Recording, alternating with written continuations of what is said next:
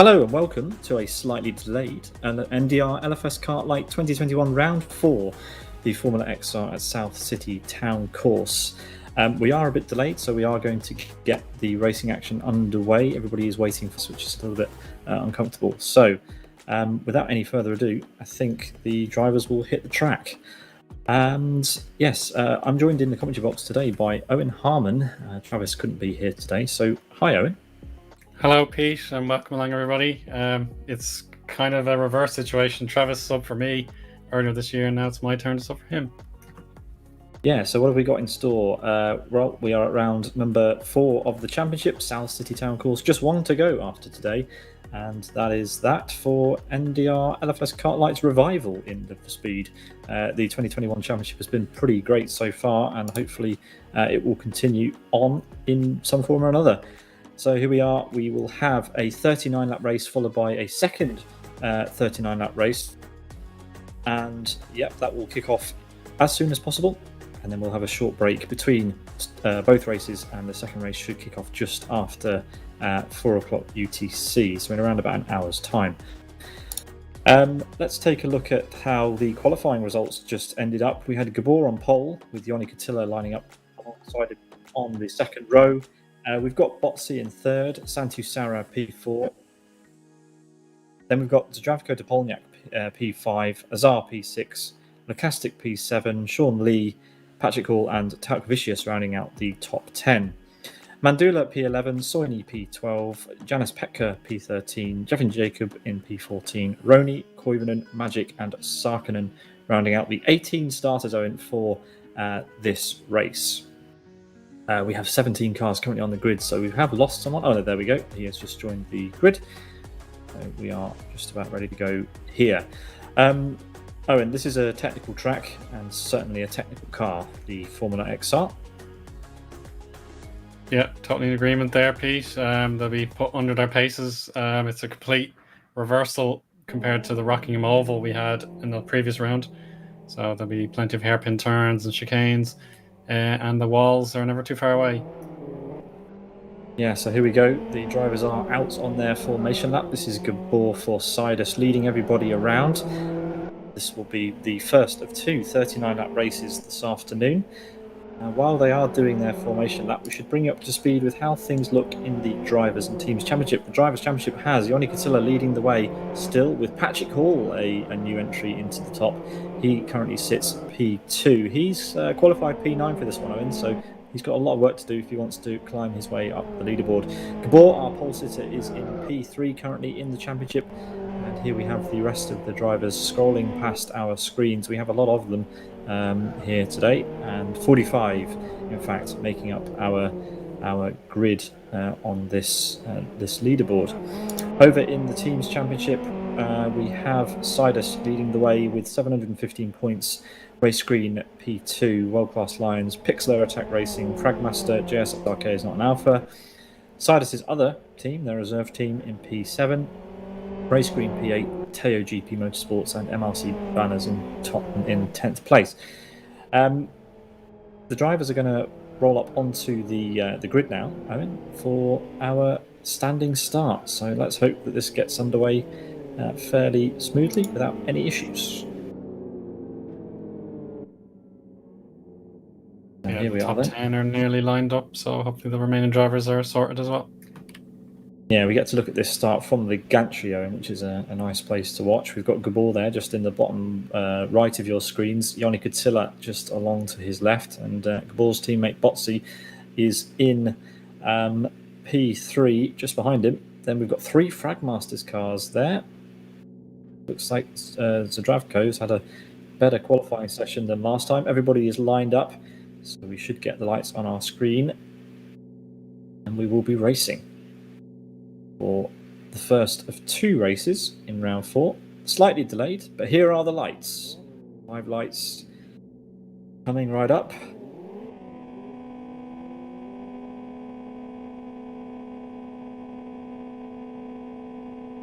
And we are go. That was a long wait. That was a really long wait for the drivers, but they are away. And And as we flood down to the first corner, it looks like the top two have got away fairly cleanly. One of the Fragmaster drivers there has lost a place. Daniel Lacastic losing a place out to Azar at the start. And wheel-to-wheel contact already with Yoni Katila. Yeah, the top five were in a straight line heading into turn two there, but then Yoni decided to go for the jugular. Didn't quite pay off, but thankfully not in an accident either. Absolutely, and as the cars head through into the bus stop chicane section for the first time of asking, it is the way it started at the front. Patakangas there lurking large in the rear view mirror the wing mirrors, should we say, of Yoni Katila's Fox. He looks like he's going to be going for a move. Yoni has to go defensive, but it's all going to be about the brakes down into the first hairpin. Gabor slightly helping Patakangas out there, and that is move done. Yoni's hit the ball hard, so maybe under threat from Santu Sarah as they head down into the final corner. It's a quick lap here at SO5. Yeah, it's not a particularly long one, it has to be said. Yeah. I think Eoin's been interrupted there by somebody, but there we go. Back to the action. Yoni Katila across the line in P3, so he has lost a place. This is not how our championship leader would like this race to have started. Santu Sarah's had a great start. He is in P3. Zdravko still where he left off, but in the background we have Sean Lee in a fight with Azar, who he's had a good start. Daniel Lacastic, certainly the driver in the top 10 who's had the worst start of anybody at the moment. He is down in P10 at the moment. We're watching Azar, the Master Race Car driver, all over the back of Patrick Hall, who has made up 2 places since the start. That's a good effort. And the Canadian race green driver doing a great job at the moment. He is P2 in the championship. We've got Nico Patola lining up the Fragmaster driver, who seems to be plummeting down the order. See how this goes from Nico down into this hairpin. And yeah, it's super tricky. The Fox obviously has no assistance on slowing the car down. Sarah into the wall. This will allow Nico a run up the back into the final corner. Choosing not to go into the slipstream, so maybe not wanting to go for the move here. Trying to get a good exit and lining him up for the home straight then. But Nico's run very wide. Tail out. Oh. We have a fight on our hands between Yoni Katila and Paulie Patakangas. Yoni switches one way, then the other, forcing Botsy to the tighter line, and they go through that corner in the same order they entered it. Yoni Katila currently with the fastest lap. Sarah dropping back ever so slightly. Zdravko Topolniak still there, but looming large in his mirrors is Sean Lee. Really good start from Sean, and up into P6. Let's hope that he can manage his tyres a little bit better than he has in previous rounds with that mouse. And of course, he has 2 races here this evening for him to get that all sorted out. So here we go then, through the top of the circuit. Then he has this heavy braking zone down into the right-hand hairpin. Can he make any sort of move? He thinks about it, and he's gone for the inside, which will compromise his exit a little bit. Just trying to show Zdravko that he is there.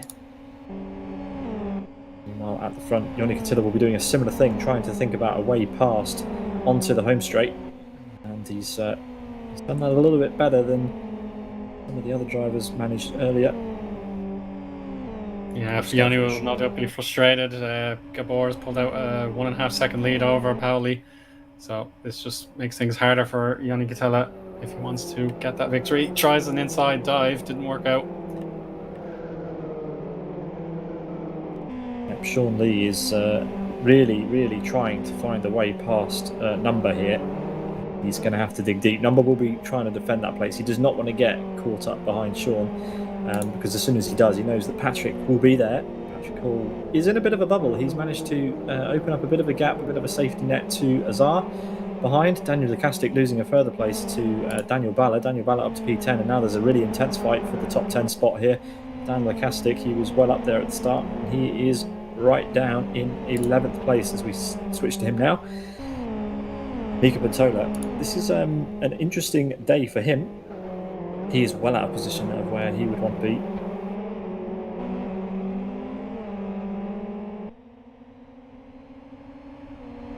And yeah, now we can see Dan Lacastic is trying to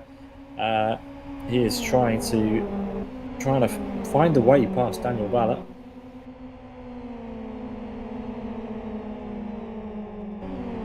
maintains his 10th position, defending about 4/10 of a second advantage over Lukastic. I think the top 7 or 8 drivers are all in a straight line, so no real opportunities there. So again, it's kind of the same deal at the front with Gabor Gior pulling a little lead out from his teammate, and then Yanni is just desperate to get by. Just no luck there so far. Sean Lee is perhaps getting as close as he can to Polniak. That's into the middle sector now. He has an opportunity, but it's going to be a very slim one. The infamous right-hand hairpin coming up in a moment. Oh, Sean does look, but again, he can't get too close. And there's Daniel Balla against Taukavicius. Again, that final corner is just not really suitable for a big braking check for the overtake, so he has to use as much grip as he can to swing it around the outside, and it looks... Oh, it does look. It's brilliant. Well done. And now for the second place battle. Yanni is very close to Paulie. Switches to the outside lane into turn 2. Oh, their wheels are almost touching. But unfortunately the wall gives Paulie Patakangas a little bit of a chance. Sweeps using the outside line to defend, and that will remain a feisty battle. Yeah, thanks for that, Eoin. It's really getting spicy here. Sean's managed to make it past Zdravko, and as we suggested, Zdravko now being backed into the clutches of Patrick Hall, who would surely love to keep this momentum going through the field. That's a superb effort, and Santu Sara is perhaps feeling a little lonely. He pulled out a good lead in the 4th position compared to the drivers behind, so he just needs to move on now. He knows his teammate is no longer the nearest driver to him. But now Zdravko's even got more to deal with now. Patrick Hall is within battle position here, using the slipstream for the start-finish straight. And he can't make his choice until the very last second where he wants to go.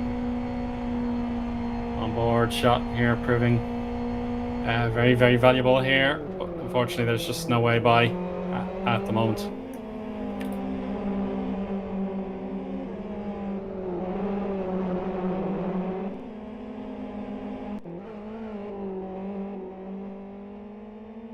Yeah, no worries. So we've got Gabor Gior.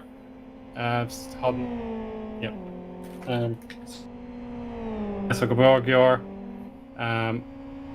he's got the lead firmly in his control now. He's pulling out even further of a gap, 3 seconds exactly, nearly. And it's just a matter of what on earth can Yannick Catella do? He knows that the opportunities for second place are not going to be very, very plentiful. He has to find his moment and strike when it comes to him. And very close battle here. Zdravko, Patrick Hall, and Azar also close there into the final corner. It could have gone all sorts of wrong. Now Patrick Hall zooms to the outside, avoids that retaining barrier, tries to keep a hold of the grip. Zdravko defends nicely into turn 2. That could have been a disaster, but yeah, they hang on for another lap. Patrick Hall continues to search for that opening, and Azar ready to pounce, as well as Daniel Balla in the number 12 car in 9th. So that is our best battle so far. Taukavicius also getting into the wars here with Nico Patola, Elikastik, and Ronnie Kronpush. And it's all developing, really. The other Pixel car wants to get past Mantola, but it's not going to happen here. And maybe Lukastic will have a look as well. Yeah, it's all getting pretty spicy in the midfield. We have plenty of fights going on. Nico, he's kind of trapped here. He's in the top 10 now, as we see Daniel Lekastik trying to make a move on Tarkovicius into the final corner. Side by side, they go through. Oh, Tarkovicius getting a bit of a slide on, and as they come across start finish, it will be Lekastik who takes the place. But will he be able to keep that as they head down to turn one? It's looking unlikely. He's going defensive, and yeah, let's see how Lekastik does this on the brakes with Tarkovicius alongside. Tarkovicius big slide. Goes quite deep. Contact. Tiniest bit of contact. Yeah, the tiniest bit of contact. It was not intentional by any means. It was just the front left hit the rear right, and that allowed Roney to take the space and 12th position. Just so unlucky. Yeah, absolutely unlucky. Sean Lee doing a stellar job right now in P5. He's managed to open up a hefty gap over Zdravko.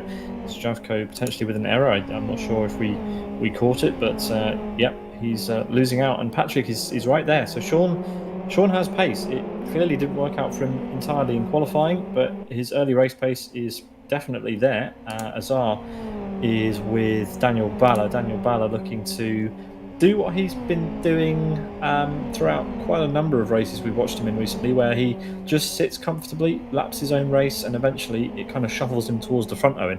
He always seems to be right up there at the end, not necessarily there at the beginning. Yeah, it's a very interesting point. It's great to have that attribute in your pocket if you can gain those positions while everyone else has a rough time of it. But the person not having a rough time of it is Gabor Gior, put in the fastest lap last time by a 1 minute 13.68, and he continues to maintain that 3 and a bit second lead over his teammate Paulie, and now Yanni Catella, the raging bull. Everything he can think of is just not working yet, and he's pushing Paulie Patakangas with everything he's got up again with the 11th lap coming up next time by. He has the time on his side, but it'll just be more and more agonizing. Yeah, we're switching between the onboards of the drivers in second and third at the moment. It's Botsi versus Ioni Kutila. This is getting pretty fraught. Ioni won't want to be sat in the dirty air of Paulie for too much longer, will he, Eoin? Because otherwise those tyres are going to start to scream. You're putting so much more extra energy through the tyres when you're following a car this close. So Ioni is obviously looking to get past at the next opportunity. He goes to the outside as they make this run down into the first proper corner on the lap, and Paulie keeps it for now. Both of these drivers are putting a lot of energy through these tyres.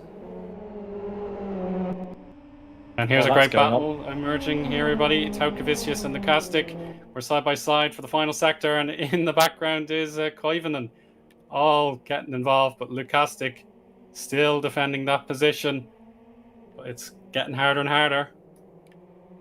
But yeah, Tarkovicius forced wide. Koivunen had a good opportunity there, decided not to go for it. Probably wise as we follow these guys through the bus stop chicane. That's Ronnie Comprus in the yellow and green car behind. He's wanting to get involved in this as well. So battles up and down the field, varying in degrees of intensity, but you know, three cars, 4 cars.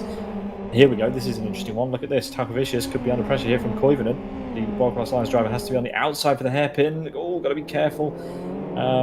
Tries the switchback. This is going to line him up really nicely if he wants to go for a move on either of these two straights. Needs to be careful where he does it though. Will he go for it now, or will he wait for the home straight, Eoin? Yeah, it's just this corner can be very, very touchy, but it just rewards those courageous drivers with the necessary drag into the start-finish straight. Again, he needs to be slipstreaming to have his ultimate opportunity. Lekastik will be breathing a sigh of relief for a little while at least, but not for long. Oy! Yeah, that was close. Tarkovicius defending the inside firmly but fairly. And Ronnie Kronpus as well is looking to see what will happen next. Meanwhile, I have to switch back to the front because Ioni Kutila is not letting up on Paulie Patakangas. He thinks he has the pace to get past and then pull away. He's been forced to the outside through the hairpin. This is really interesting, or aggressive defending from Botsi. These two really are holding each other up now. So Botsi clearly doesn't want to be behind Ioni, and Ioni clearly doesn't want to be behind Botsi anymore. So these two are going to be, just giving Gabor that extra momentum. This could be the team game. This could be the number 2 driver in this championship, helping Gabor just eke out as much of a lead as possible, while Yoni, who is currently leading the championship, has to sit behind and work for it. And elsewhere, Azar's pace has evaporated here. He's lost 2 positions this lap to Danbala and Pantola. Just to update you there in the mid-pack, but we're going to focus now again on positions 2 and 3. Yanni Catilla is just so determined, but it's not rewarding him just yet. Yeah, that lead is evaporating. Yeah, the odds of winning are slim now. Yeah, there are 2 races this evening, of course, but so far this has not worked out. He's not managed to make the best situation of the start, which we're so used to seeing him do. But fair play to Botsy, he's putting up a really good defensive fight here, not making it easy at all for Yoni this race, and sometimes that's all you need to do. Exactly right. Yeah. Such a tight line here. Really doesn't want to give Yoni any slipstream. Yoni's going to try and send it around the outside. These two need to be really careful. That is a great move if he manages that round the outside. Oh, yes. What a move, but Botsy not choosing to go for the slipstream straight away either. So he's going to pick it up late and he's going to go for a return send into turn 1. Surely a bit too far back. No, he's going to try and go for this. Where's he going to go? Yoni defends the inside. Botsy is going to he's going to have to hang this around the outside, Eoin, and it's not going to be enough. Yoni's done it. That's right. Oh, again, Yoni has to worry about his inside line for the next corner. A little bit of a bump. It's okay though. But now this is where Yoni needs to get the head down and focus, because any mistakes will be punished. And in fact, I think Paulie had a bad entry into the bus stop. But here we go, the run down to the tight right hairpin. This will make or break Yoni's bid for second as things stand.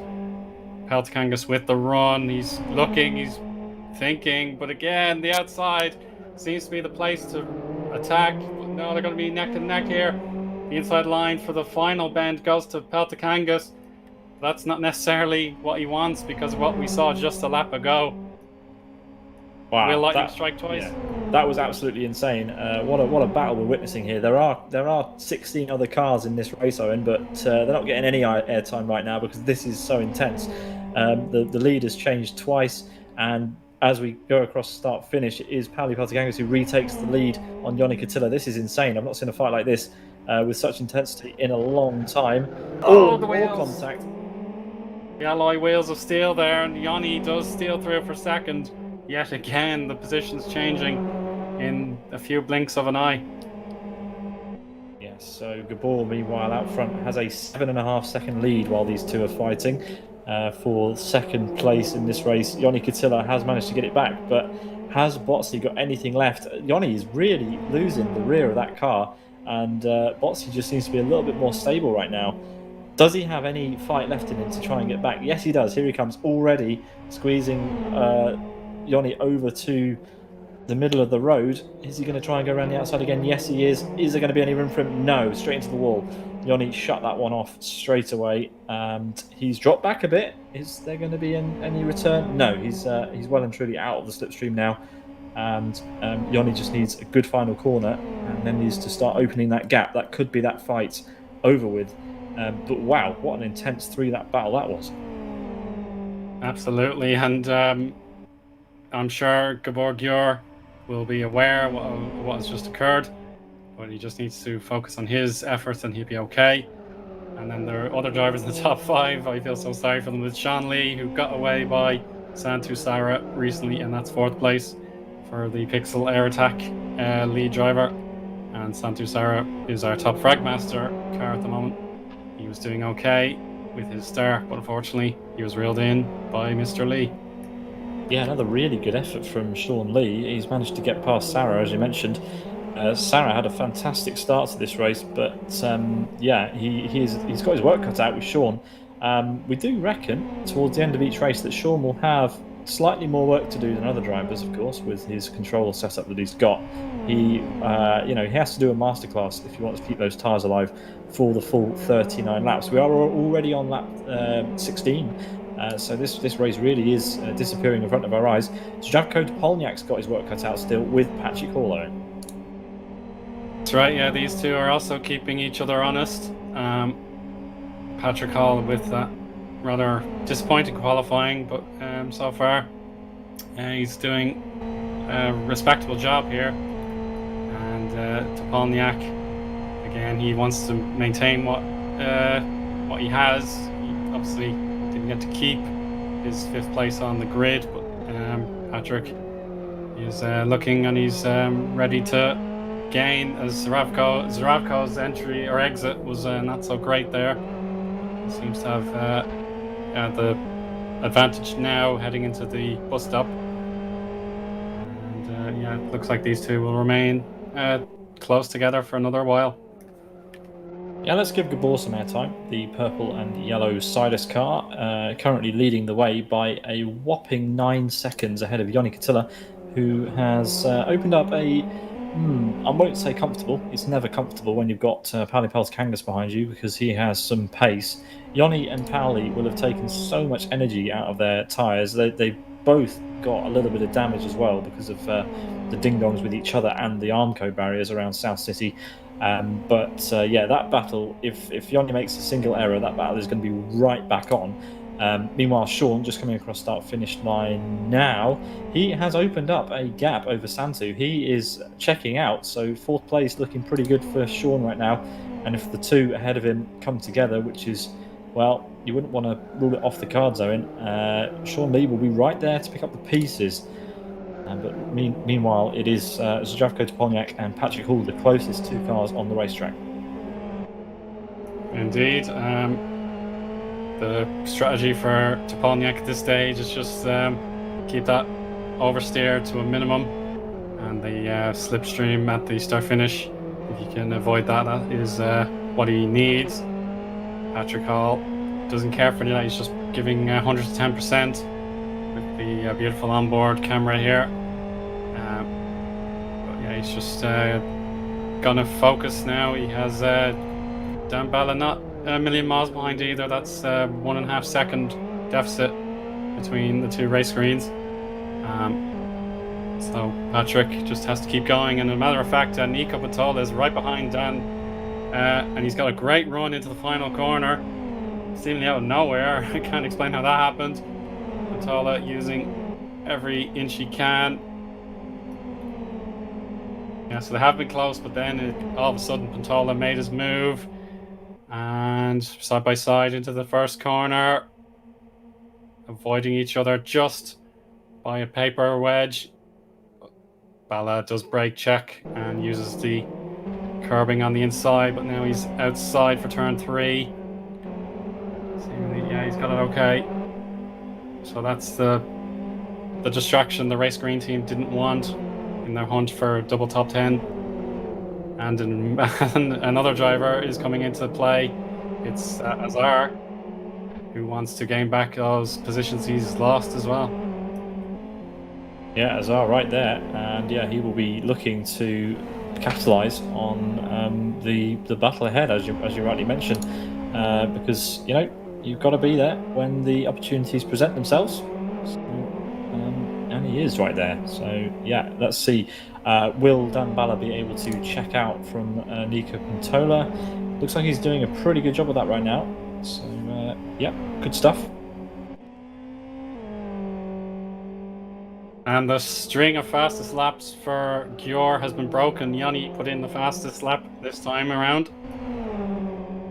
And look at this for Taukavicius, right into the danger zone there, but it's a good move to keep himself in 12th. But what can Koivunen do?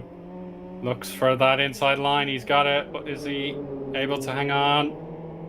Or the cutback may give Taukavicius that chance to rebound, but no, Koivunen has it in his pocket. Good move. Yeah, good move indeed.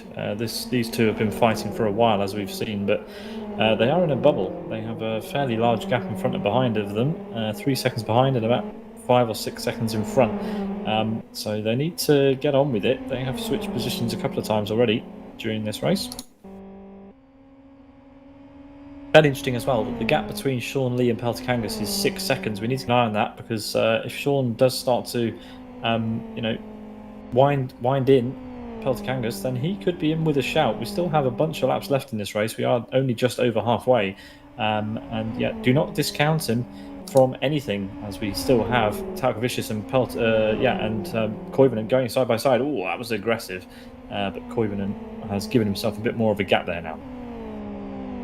Yeah, that's definitely what he wanted to see, even if it was borderline going to cause a collision. But again, just those are the decisions you have to make as a racing driver, and you just have to use that advantage he's pulled out and work even harder than he did before.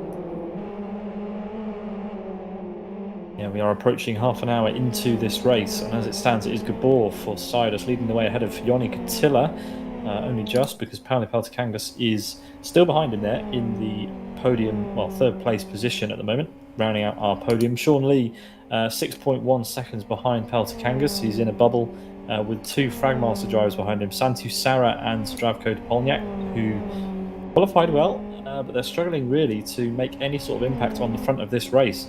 Zdravko is, he's holding a gap over Patrick Hall, who is still where he was at the end of lap 1, if I'm not mistaken, up to P7 from P9 right now. He's got his teammate who has slowly been working his way through positions behind Eoin, and he could start to close up to those guys as well.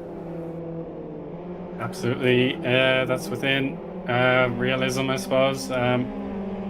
It's just whatever variables can occur, that'll be the difference really. But again, Nico Matola was putting immense pressure on Bala not too long ago, and maybe possible within another few laps Pantola can try again. Yeah, it's just these South City walls, you can't take them for granted whatsoever. If you go too far wide, you miss your braking point, that's where you're going to end up. Yeah, as we see, so this is interesting, isn't it? Nico Pantola right with Dan Bala again. That gap has disappeared entirely. And here we have a squabble on our hands. So just as well we stuck with this battle. Nico trying to do it around the outside. It looks good. It is difficult to hold the line around here because the driver behind will just slot nicely into the slipstream.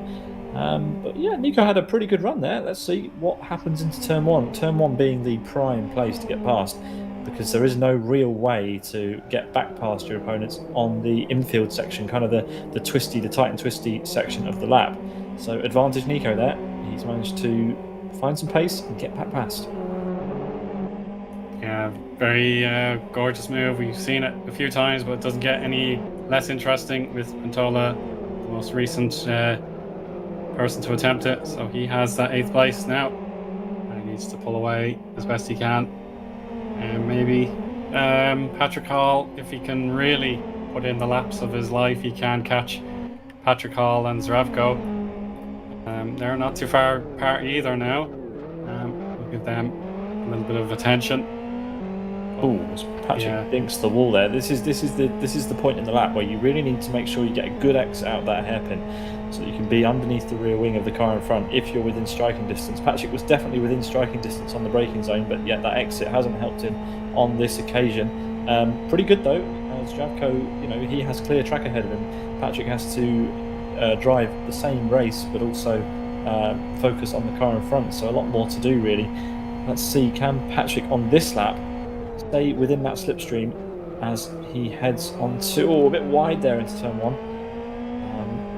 Really difficult though to follow Eoin through these fast but very tight corners.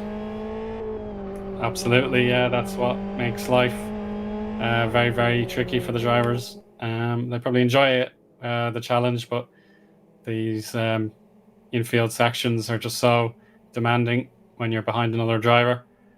And then when your chance comes to find the slipstream or the side-by-side, you've really got to take it. Patrick will remain decides to drift to avoid the wall this time by. So he's just going to remain in formation for the moment, as we're going to check out Imran Azar again. He wants to find Daniel Balla's weaknesses here, entering lap 25 for him. Unfortunately, I don't think it's going to happen this time.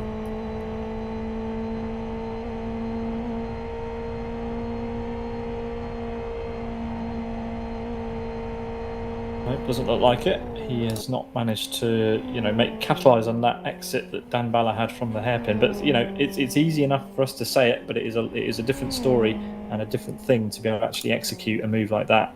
Everything has to go right. You have to rely on the driver ahead of you making further errors in order to draw alongside. Eoin Catilla, meanwhile, has opened up that gap now. There is a 2-second gap between him and Patakangas, but look at Sean Lee.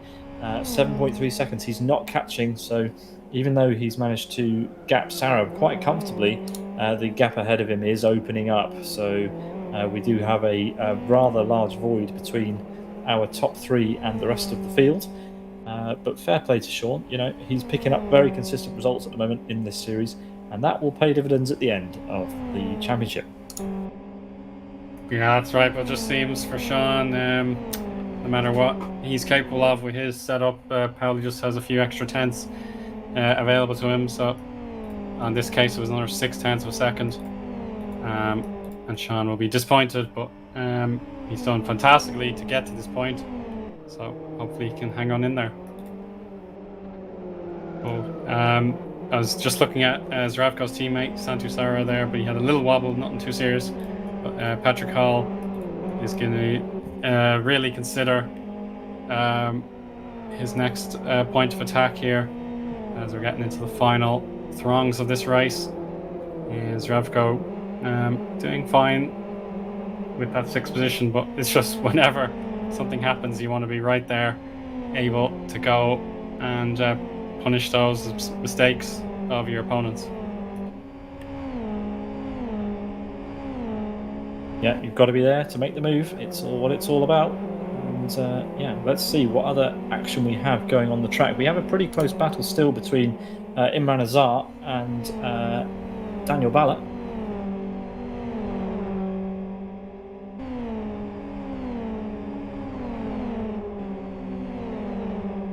So yeah, he's really, really close out of the final corner behind Dan Balla.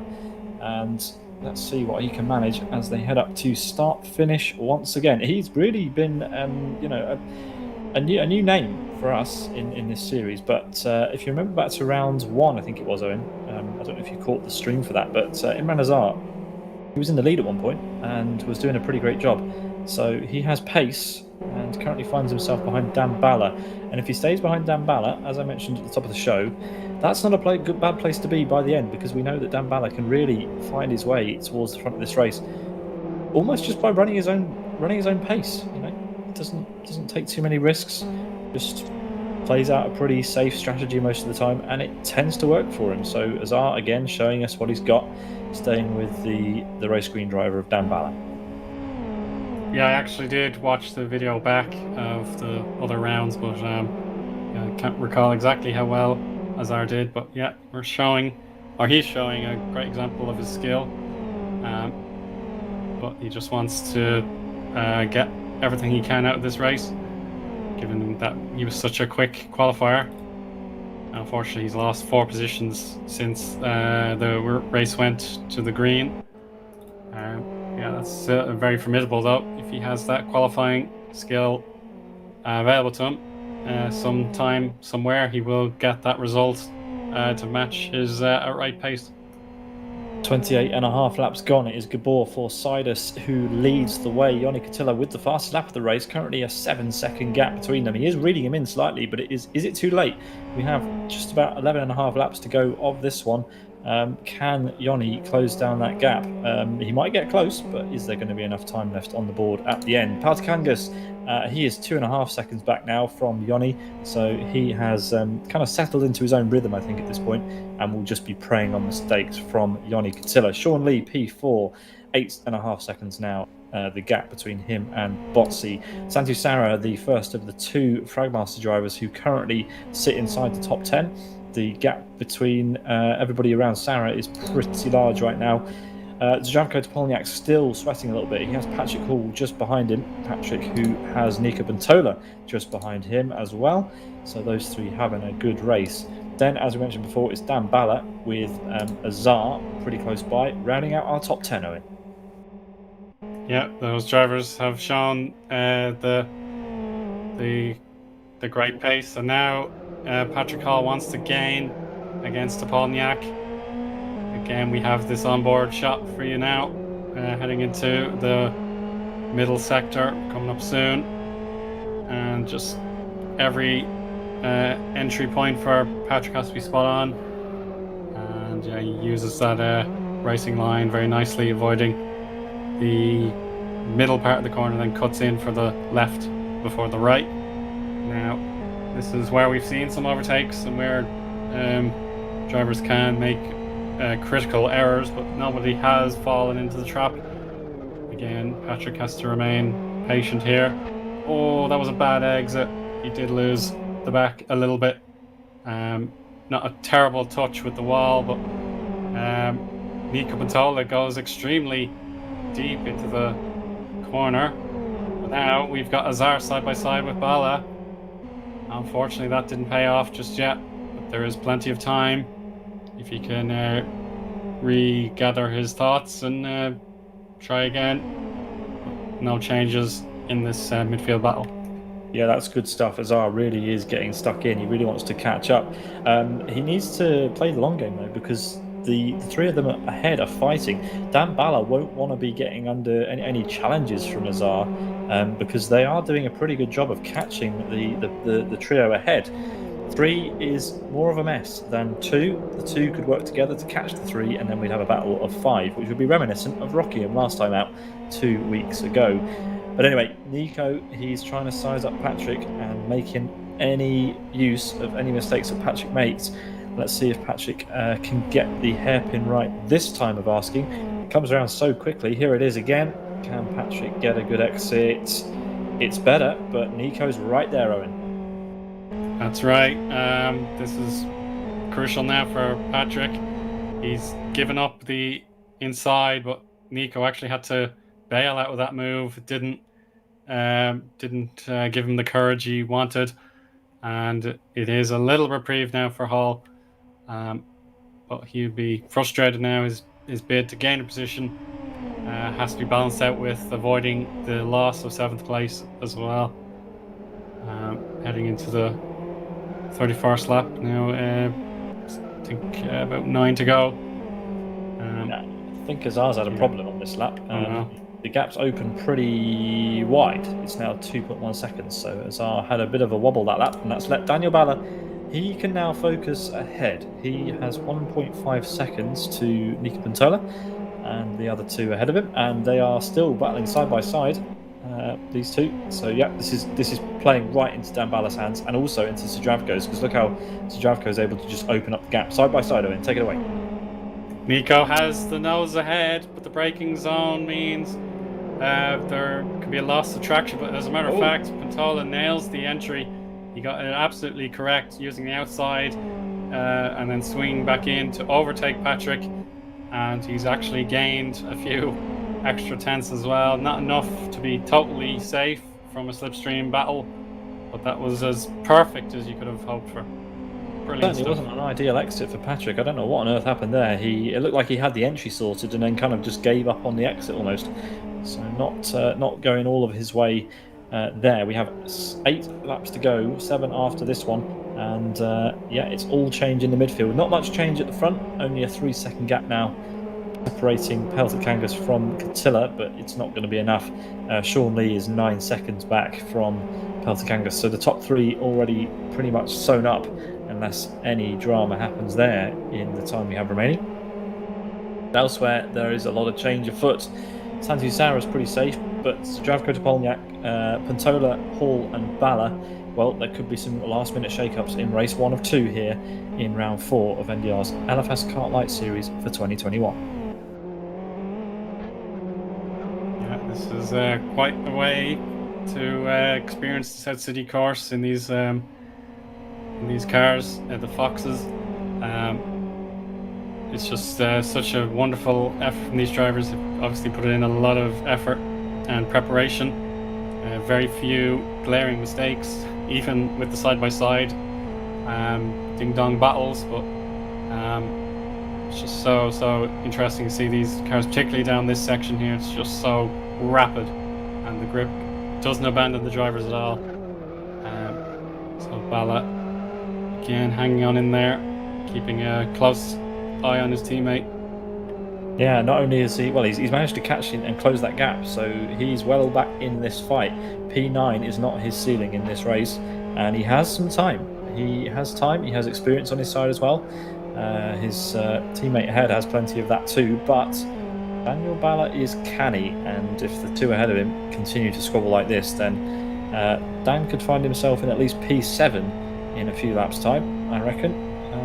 Patrick got a pretty fabulous exit out of the uphill section there, and he's closed all the way back up to Nico, but he needs to sort out this hairpin if he wants to make any more roads forward, because, well, the last few attempts hasn't been brilliant, have they? No, unfortunately, he'll be feeling downbeat about that hairpin now. He's been forced to correct a very aggressive rear end there. He's still going, and he's still pushing to see if he can get back at P7 with the last throngs of the race coming up. Again, he's just got to... Oh, yeah, there was another example. The tip of the wall. It's just more that'll... it's more that it's just giving him a bit of anxiety rather than losing him a huge amount of time. If that keeps happening, eventually something will go wrong. So he does like this section, as you said in the last lap, but it's those tighter curves and hairpins that are giving him that grief. Yeah, this is where we love to watch this sort of racing. This track is South City in general is a kind of, the drivers have a love-hate relationship with it. Of course, you have no runoff, so if you make an error, that's it. Your race or your lap is over. But you know, when the drivers are in the groove and they've got it sorted out, it is a joy to watch them flying through these corners. That's why we like street circuits. Ball sets the fastest lap, another fastest lap for him. He is dominant in this first race. We'll have to wait and see what the reverse grid offers us later, because overtaking here is difficult outside of the first few laps. Ball might have some back markers to deal with as well in the dying stages of this race, as we stay with this battle for P7, currently being led by Nico Pantola, who has made some gains since the start of this race, and if it finishes this way, he will be sitting quite nicely for potentially starting quite close to the front if the reverse grid goes his way. Yeah, that would give him a reprieve after a disappointing qualifying session to get near the front if the draw suits him.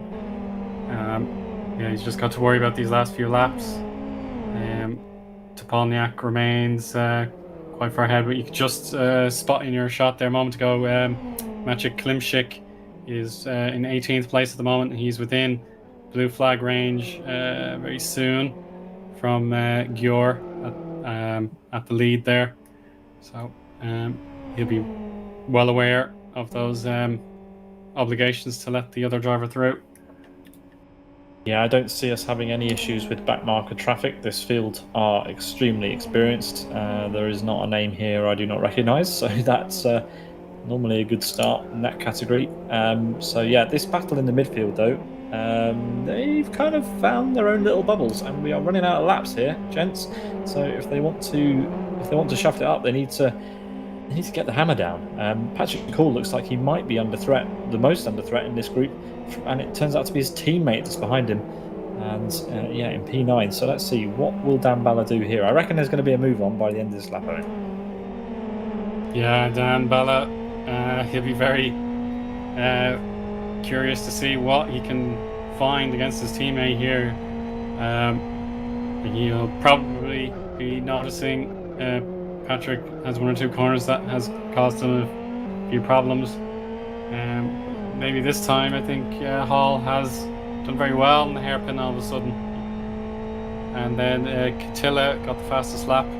So it's a trading now. All of a sudden, it was Gabor Gior getting loads of fast slaps at the start, but once Catilla got second place, he was able to put the hammer down, and again, he's found that fastest lap. But, Yeah, Yoni's managed to take 7/10 of a second out of Gabor's lead, but it's a little bit too little too late. Paulie Patakangas did everything that Team Sidus needed to deny Yoni Catilla a win here. It looks like we still have 2 and a bit laps to go, so anything can happen, but it does look pretty safe for Gabor unless he puts it in a fence. Yep, Dan Balla not able to make that move on this lap, but what's he got left? He's got 2 and a bit laps left to try and make up the position. Whether he'll just sit behind his teammate and they'll finish 1-2 on the road, then yeah, we'll have to wait and see. But I reckon Dan might quite fancy an inter-team battle with his teammate. Of course, you always want to be ahead of your teammate. And there are 5 race green cars in this race, Owen. That's right, yeah. We haven't really been able to give Jacob Jeffin or Maciek Klimczyk much airtime. They've been only together once or twice this race, so we can just see the Jeffin here, and then there's Klimczyk now. So they're trying their best for race green as well, but they'll be pleased with their teammates at the very least. And we have a car out of fuel by the sounds of it. We'll get you pictures of who it is in just a minute. Work out. We have a car who is running out of fuel. Gabor, he is lifting and coasting. So yeah, that is a shock because Yoni Catilla is now within 3 seconds, less in fact, 1.9 seconds. So yeah. I said it would be Gabor's race to lose unless he put it in a fence. It turns out his fuel tank could be the reason that he loses this race. Yoni's going to get him, Owen. It's going to happen. I'm gobsmacked. This is just unbelievable. That is not what I expected today. That's not what any of us expected. Gabor was so dominant. And, as we enter the final lap, there's going to be a battle for the lead. So what a treat for us. But yeah, it's not going to be a very quick battle because there it is. Gabor has misfueled his car. Well, I don't know what to say. Yoni Catilla, after being held up behind Paulie Patakangas for what seemed like forever, has been gifted the lead because the Sidus driver has not put enough gas in his tank. And Paulie, well, he could take P2 for himself. Yeah, that is absolutely stunning.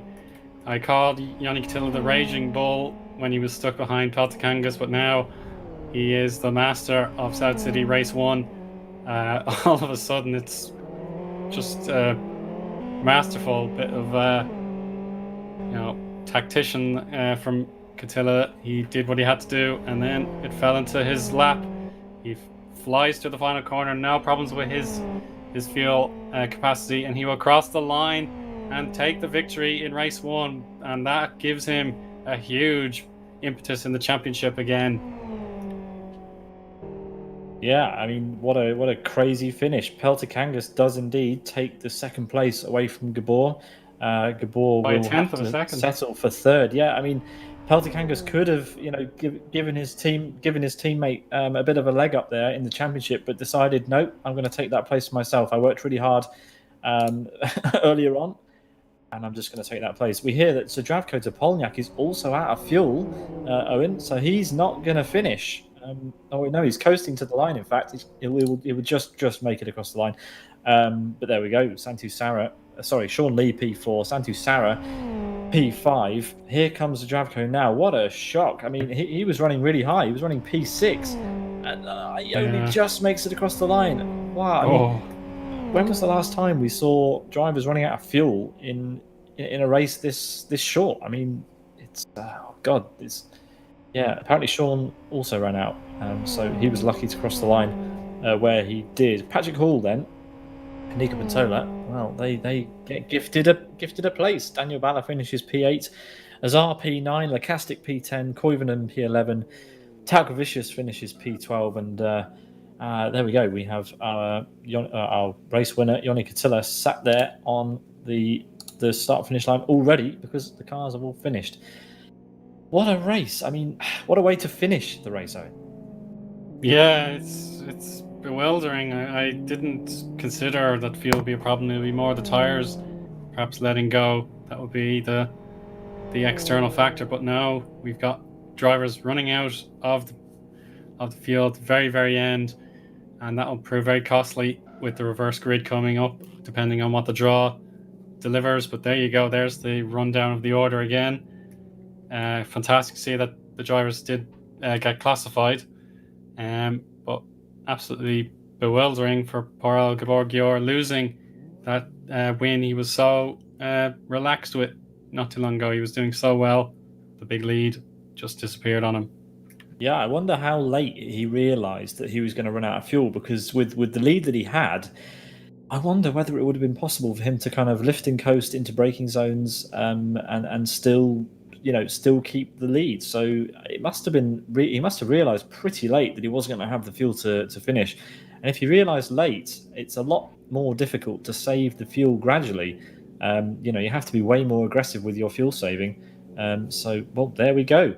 That is our result. I will finish the rundown that I had. P11 for Koivunen, Simas Talkovicius P12, Topolniak finishing P13. Oh, that's going to sting. The ball there in the background, just filling up his car enough to get back for the podium photo. Ronnie Krompus 14th, Timu Soini 15th, Sarkinen P16, Jeffin Jacob and Magic, Magic there finishing in P18. The two race green cars just making it to the end there.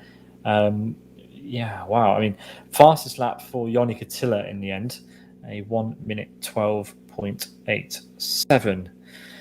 Whoa, if that's what happened in race 1, I wonder what's going to happen in race 2.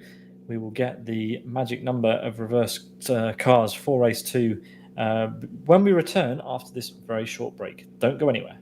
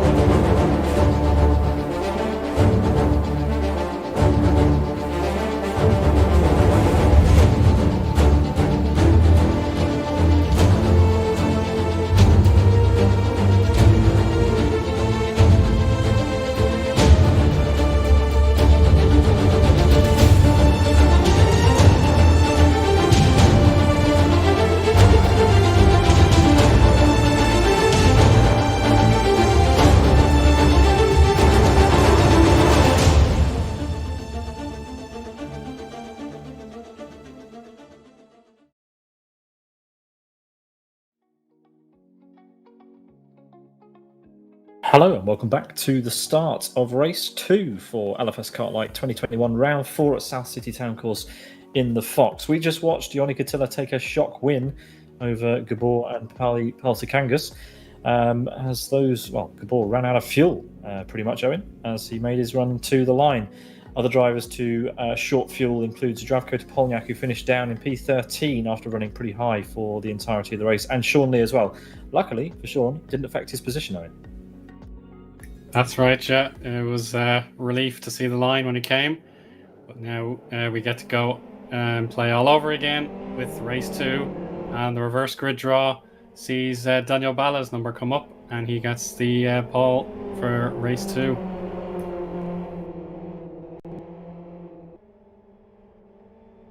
So yeah, hopefully everybody has their fuel sorted out this time. No regrets with that first race in the history books. But yeah, the warm-up lap will take place now. So just got to keep an eye on those tire temps and making sure you get into that grid slot where you began, and we can get the race going.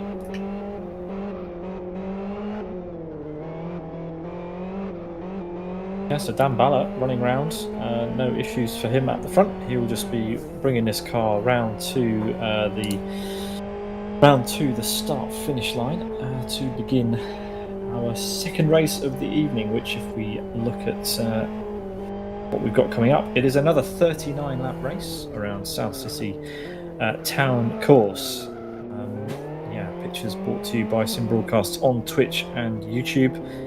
He wiggles his way up this back straight, if you can call it that, Eoin. It rises up the hill from the hairpin and down to a key 180-degree left-hander at the end, which is pretty cambered, so we see a lot of moves happening down into here. Got to be careful because you can get swallowed up quite easily over that curb on the exit. So Dan's going to go and take up his place. I wonder whether he even considered being on pole position for the start. His number came up, and he will bring that car into its position just now. So need to wait for all the drivers to line up then on the grid. Then we will get Thilo Falkenberg's voice in our ear telling us that we are ready for the start of race 2 here. Eoin, take us away for the start, please. Of course. Quick note, the wind speed has gone down to 8 kilometers per hour, and it's going left to right on the main straight. So the driver should do an even better job, I think, than in race 1. But the 5 red lights are coming. 3, 4, 5. Another long hold. And we're away. Looks like a great start for Nico Pantola there on the inside line of your picture. He got past Patrick, yes, he certainly can. But Dan Balla maintains the lead. Santu Sara looking for a battle. Sean Lee as well on the outside too. Oh, could hear 1 or 2 bits of contact, but seems to be okay now. A big maelstrom of drivers. Gabor Gior looking to redeem himself. Is on the warpath against Sean Lee. Well, there you go. The lead is held by Balla into the first sector. The other drivers keeping it clean as well, so everybody is in the straight line.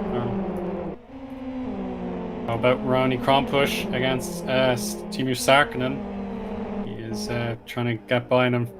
Zdravko Topolniak, of course, ran out of fuel as well, lost a lot of places, so that's why he'll have to work hard. Oh, mistake for Krompush. He's gone wide at the downhill right hairpin, and he's going to be near last place. And now back up the top, we've got Gabor Gior side by side, and another side by side behind as well. It's a good move there. Patakangas also get involved. This is extraordinary on this first lap. Everybody is in a giant queue.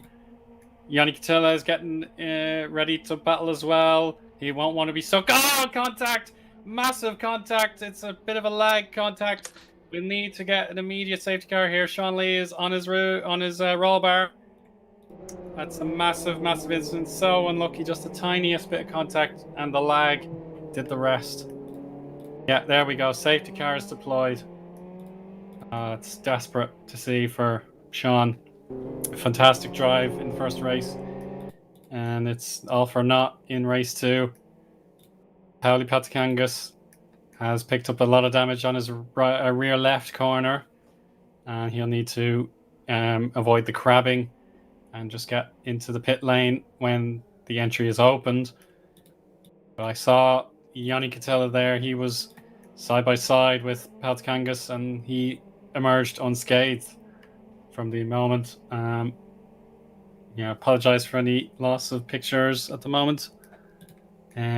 So we'll get back to you as soon as we can. But yeah, Dan Balla took the reverse grid pole and held it for the opening lap, and he'll be caught by our safety car driver, Stuart Baker.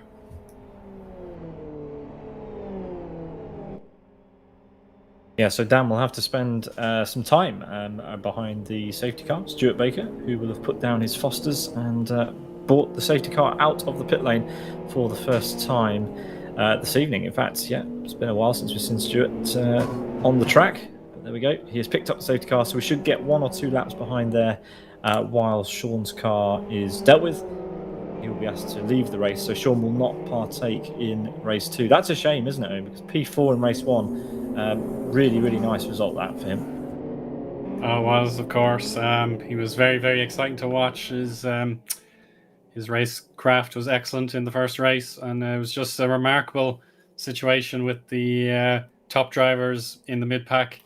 They were, just a smidgen apart, and unfortunately, the tiny bit of contact with Patakangas was enough to send them spiraling into the air and upside down. Patakangas got the service he needed to get back into the race. Pit entry is declared open, but hopefully there won't be too many frowns for that action, as Patakangas really needed the pit stop as soon as possible. So he'll be back out in 17th and will now be last, as the debris and the stricken car has been cleared. So he should hopefully get back to racing very soon. Yeah, 1 more lap it will be behind the safety car, and then we will be racing once again at South City Town Course. And it will be Dan Balla who leads the way, ahead of Nika Pantola, Patrick Hall, Gabor, and Paulie Patakangas will be trying to make his way from the back. I wonder, Owen, if he's going to be able to get around the track and join the back of this train by the time we go green again.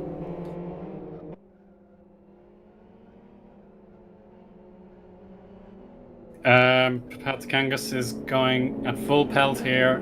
It'll be surely a fastest lap if he was allowed complete another lap, but it's going to be nip and tuck here. The safety car is allowed to proceed for another while longer. So Patakangas is about to reach the start finish line now, whereas our lead pack are into the bus stop.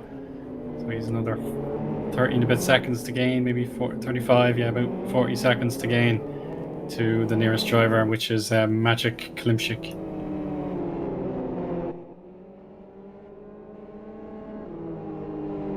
Only a few corners left behind the safety car. We will get the call that Stuart Baker will peel into the pit lane. There he goes. He's starting to pull away now. That means that Daniel Balla will set the pace for this restart, Owen.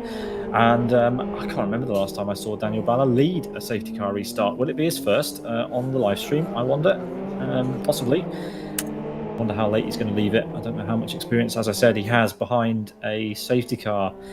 So new territory for everybody here. Let's see how he gets on.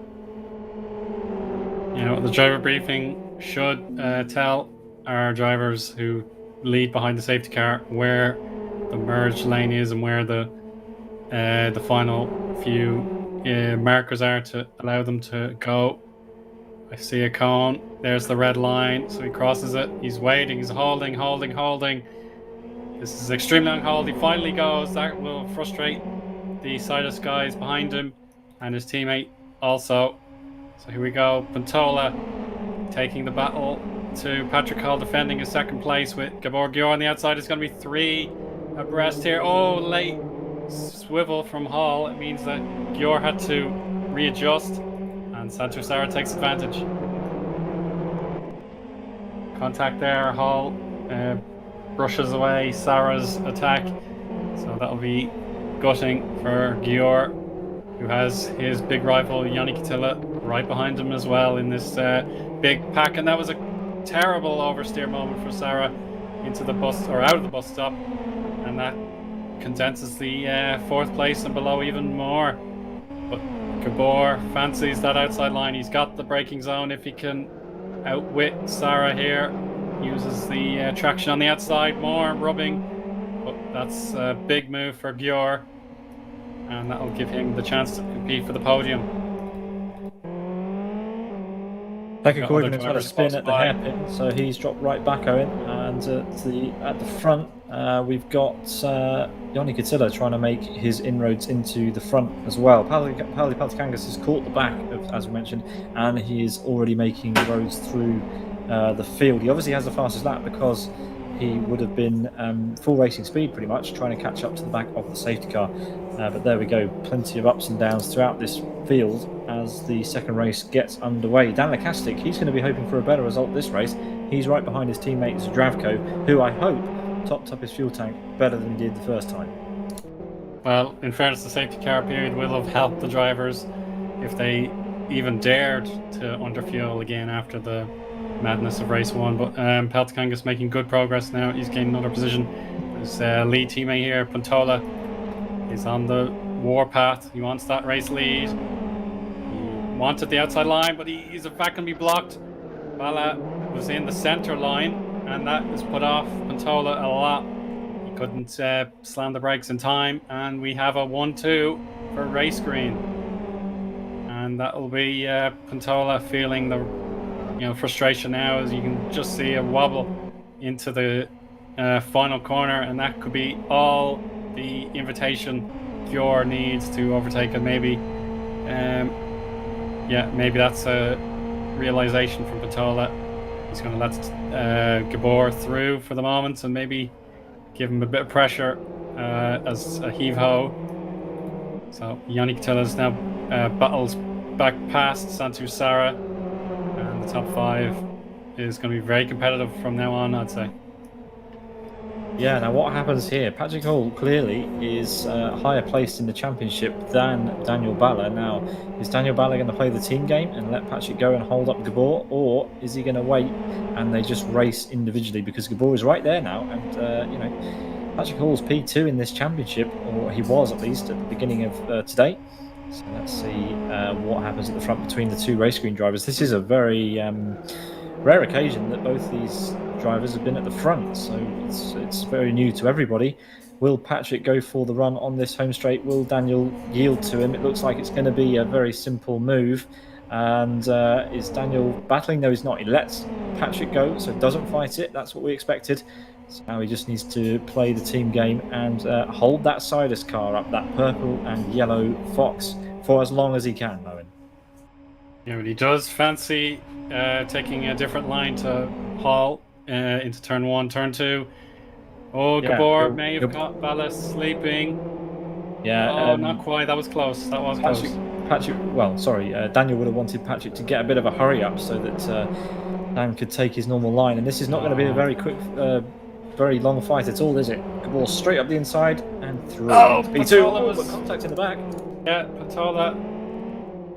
He went into a 90-degree spin, but amazingly, he's back pointing in the right direction, only dropping to 7th. That's actually a big relief. It could have been much worse.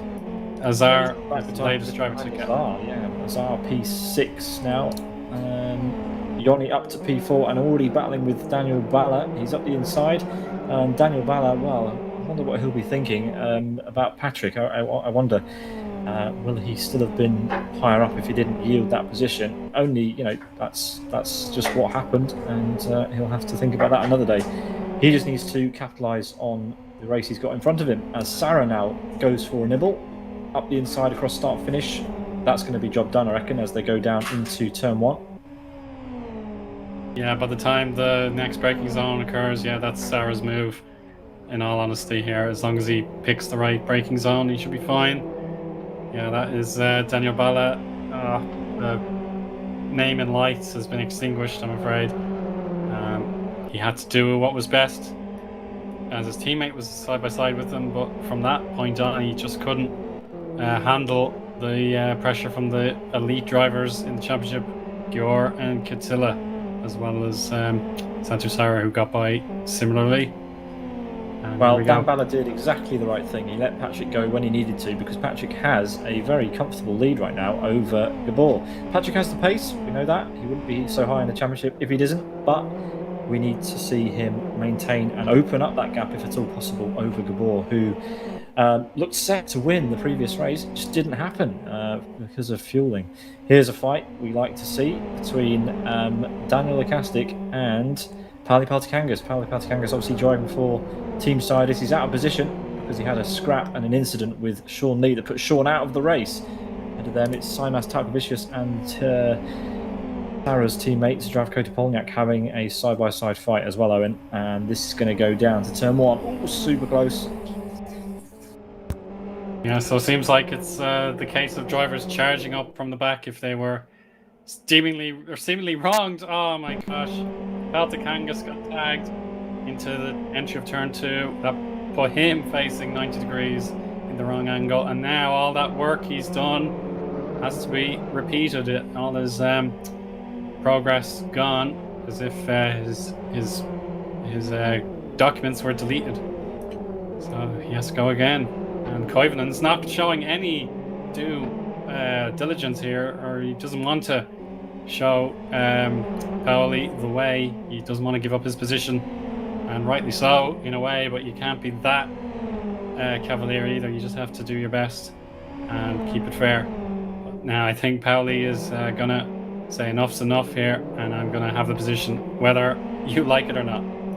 Yeah, giving a bit of a squeeze as well for good measure on the exit, but that's been a pretty difficult start to this race for Paulie Patakangas. Maybe a little bit of frustration creeping in there as well.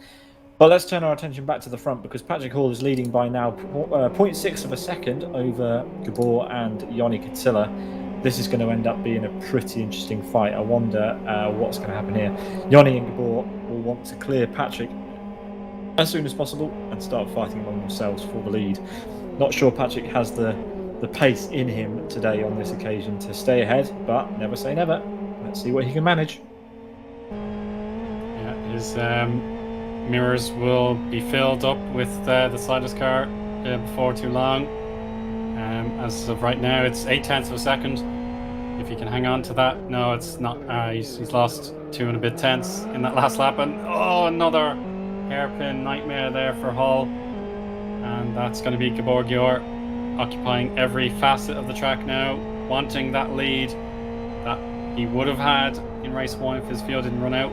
He gets his opportunity for redemption in the start-finish straight, which will be lap 12 at this point now. So they cross for lap 12.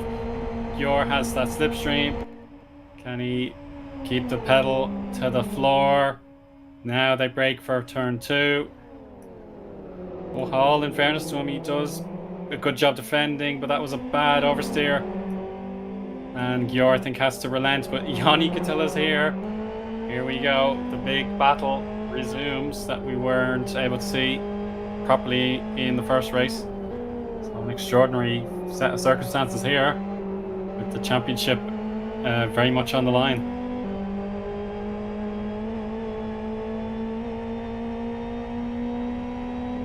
Yeah, we've got Eoin, who is absolutely on it, and he's trying to get past the 2 ahead of him. But I think he just needs to sit back and let this happen because Gabor and Patrick, well, they could have it coming together. Yeah, that's not the first time we would have seen that from our leaders in the championship. But Patrick is a sitting duck here right now. He's got Gabor right in the slipstream. Gabor not going for it on the back straight. He would rather wait until the front straight. But is he going to have fallen into the clutches of Eoin there? Owen, what do you reckon about this? This is insane.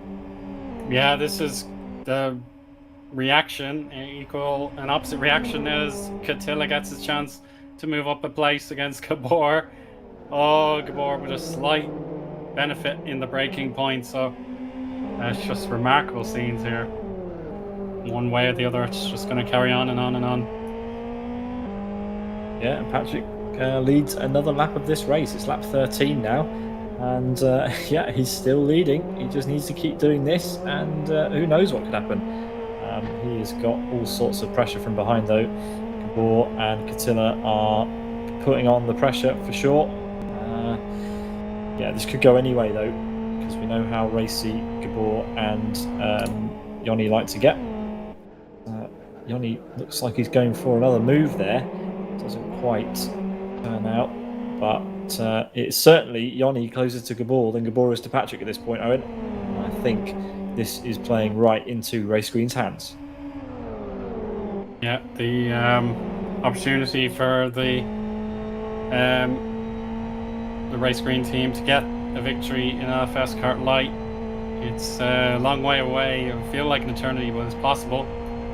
But the circumstances are not going to favour Hall here as he gives up the inside line for turn number 2. And there you go. Gabor leads.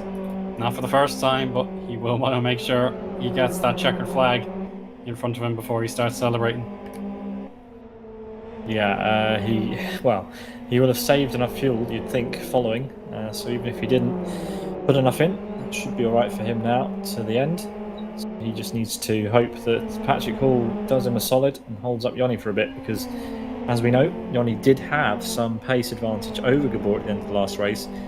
But will it be enough even with the gap that they have right now? I'm not sure. But yeah, this is a long race. We still have a lot of laps to go. The top 3 are still super close on the track. Don't discount Santu Sara there in the background on the right of your screen. He could have something to say about Patrick as well, because he was no slouch in the previous races. Johnny runs very wide there in the slipstream of Patrick, and potentially losing out on a load of time. Could that be it? He does need to clear Patrick, Owen. He needs to do that quickly. That's right. Oh no, we got to contact Koivunen, and Sarkinen comes to blows, and it allows Paulie a little bit. Or sorry, that was Maciek. I beg your pardon. Maciek and Koivunen were involved in a collision, and Paulie Patakangas was able to sprint away just in the nick of time. He was able to avoid the sliding cars, and a moment ago there were black and white flag warnings for Koivunen and Patakangas. So that was a bad omen for Koivunen in particular.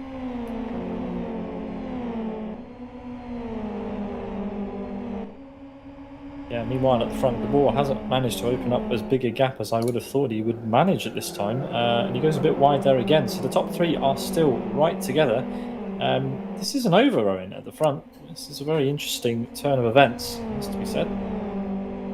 Of course, yeah, 4 different teams and representing their own interests and for the teams as well. Yeah, so 3 different nationalities in the top 4. That was what I was trying to get as well. So we'll have to see what on earth can happen next here. Patrick Hall loses out. He's going to be side by side. Gives up the inside to Yanni Catilla, and unfortunately that's a case of deja vu with Yanni Catilla gaining that inside line on Patrick Hall. Yeah, that now means that Yoni can set after Gabor, and with the fastest lap, you wouldn't want to bet against him, would you? Yoni is on pace, or might have been slightly rattled by his issue in race number 1. Let's see, can the World Class Lions car catch and pass Gabor before it is all over? Time will tell.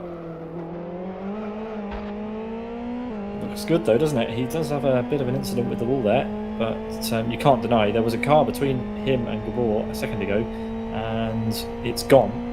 Now, Yoni looks like he's on pace. Much tighter entry into the final corner for Yoni than Gabor, and as we run out onto the home straight, you'll see the difference that made. They are a lot closer than they were on the back straight. See where Yoni makes his time around the lap. He still holds the fastest lap, of course. Or just not able to turn it on at the front of this race. Yeah, it's annoying to say the least, but the fact that Gjorn and Catilla are now within the battle zone of each other, we weren't able to see that in the first race, so we'll know for sure who really is the South City Supremo. Catilla maybe has a point to prove here in the bus stop. It looked like he gained a bit of time. Yeah, Patrick Hall is being wound in by Santu Sarah by a tad here, so all change at the front. Yeah, Patrick's time at the front of this race is getting away from him slightly. He can try and do the same defensive moves that he was doing on Gabor and Yoni, of course, and it might work. But yes, Daniel Balla, he is dropping back as well to Nico Pantola. Nico has found a little bit of pace in this second race, Owen, and who knows, maybe he could start to catch up to Patrick too, and Patrick and Sarah by the end. What do you reckon? Yeah, it's possible. Yeah, at the moment Nico should be battling well with Balla, but at the moment he'll need another lap or two, I'd say, before they get within the moment to strike.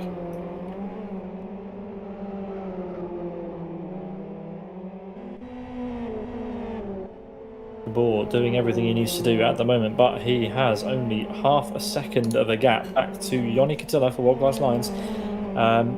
This is going to be making Gabor very uncomfortable because he knows obviously how quick Yoni is, and with how they're sat in the championship at the moment, and with Gabor's unfortunate race one, he does not want to relinquish that position to the Finnish driver behind him at all, and will want to cling on to the lead of this race as much as he can. And we might see a situation reminiscent of Paulie Patakangas and Yoni Katila. We know how much these Silas guys like to fight and how hard they like to fight for their race positions. And yeah, Gabor needs to do everything he can to deny Yoni Katila that double win this evening. That's indeed the case, but a fastest lap from Katila proves that it's going to be no mean feat for Gior to get back that win he so desperately wants.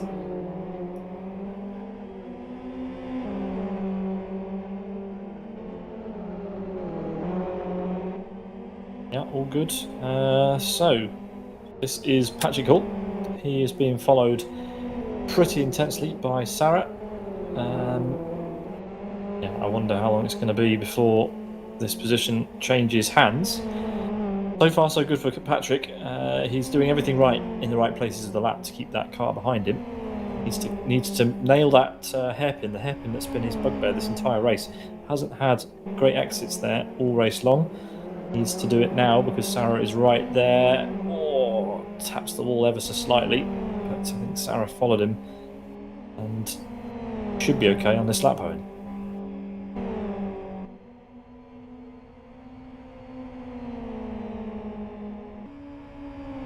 Yeah, seems to be okay.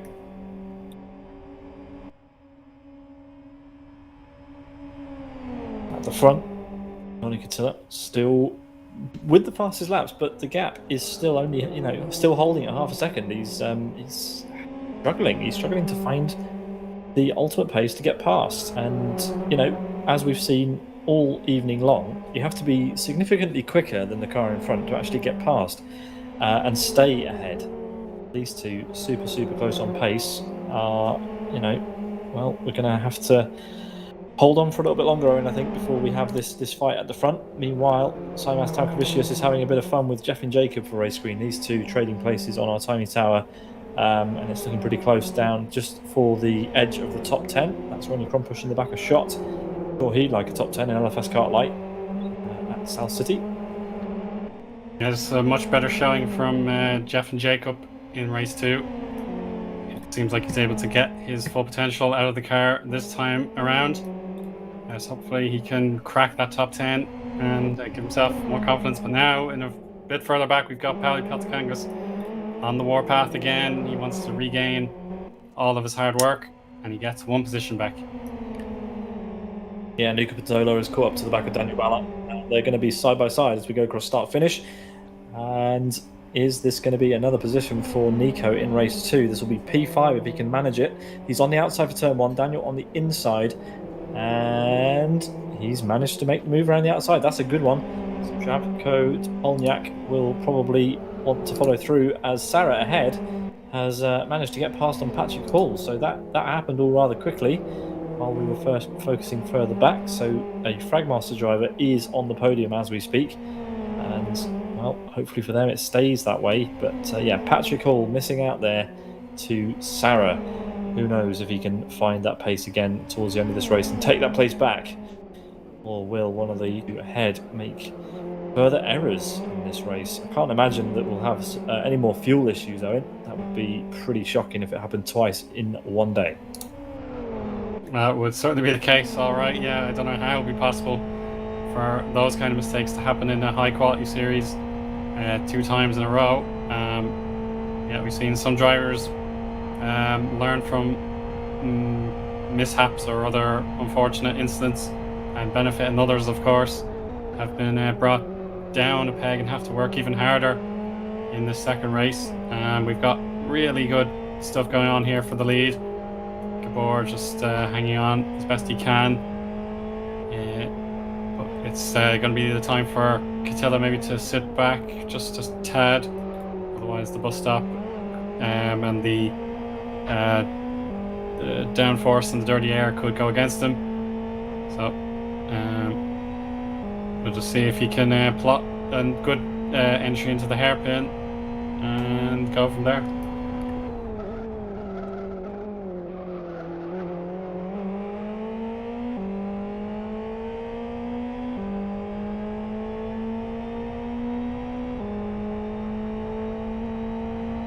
Yeah, as we continue to look on the onboard out from Gabor, you can see that Eoin Catilla just sitting there, biding his time, I think is the only way to put it. So we've got a battle on between Roni Krompus and Paulie Patakangas as they head down into the hairpin. I think Paulie just managed to get the move done on the brakes on Roni, and that promotes him to P11 overall. What an afternoon we are having here in the NDR LFSCART Light Series for 2021. We only have one round left after this. We are heading to West Hill for the final round of the 2021 Championship. First time in a lot of years that we've had this competition in Live for Speed. Hope you're enjoying watching it, and I hope the drivers are sincerely enjoying running around South City in the Fox. It's always a pleasure. 18 cars that we had at the beginning is down to 17 because Sean Lee, who joins us now in the commentary box. Sean, you did not have a fantastic start to race 2, but talk to us about your race 1 performance. That was pretty great. Yeah, in race 1, I had a different setup to other people, I guess. I used I guess you could say the rake setup, like the higher rear end, and it was really, really nice to drive. The setup was really smooth.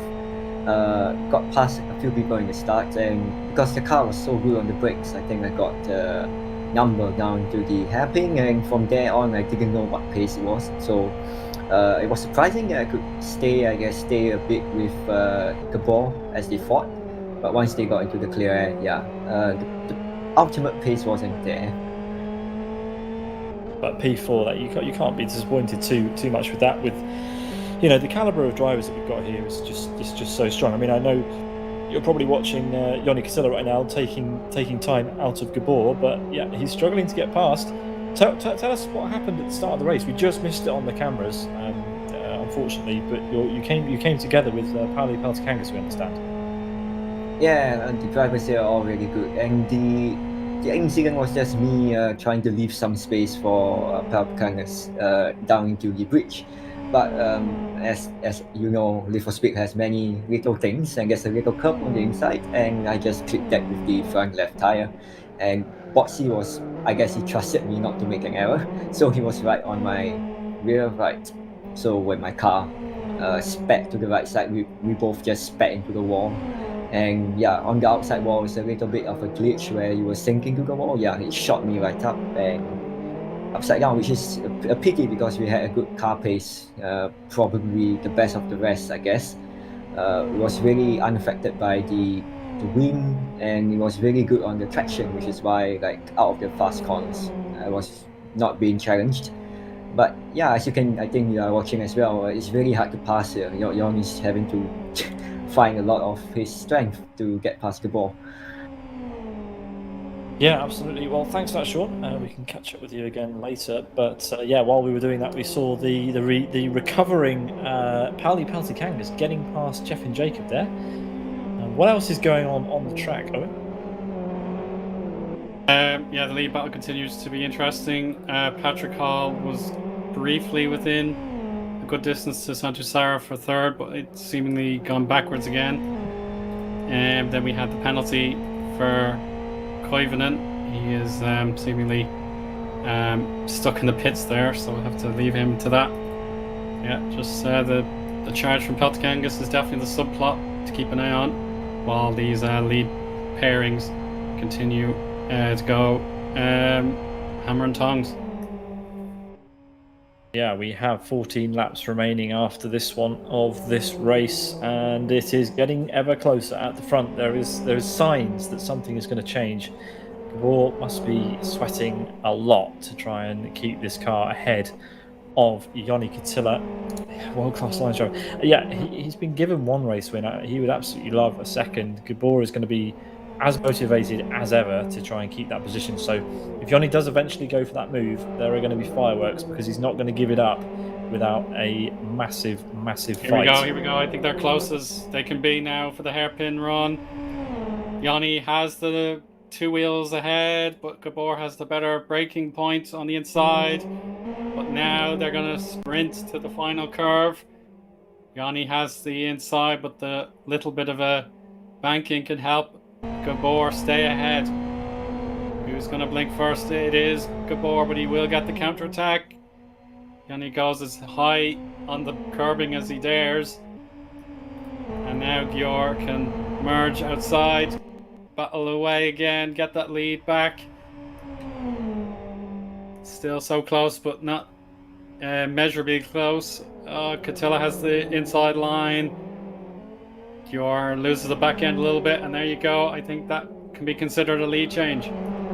Yeah, that is a lead change. Oh man, what a fight! These two so good at what they do. I wonder if Gabor has anything left to have a go back. He needs to stay with Eoin through this section that he's so good at. This twisty section around South City that goes up over the hill and then back down to the hairpin. He needs to stay with him just until the hairpin. If he can stay with him to the hairpin, he can stay with him until turn one again.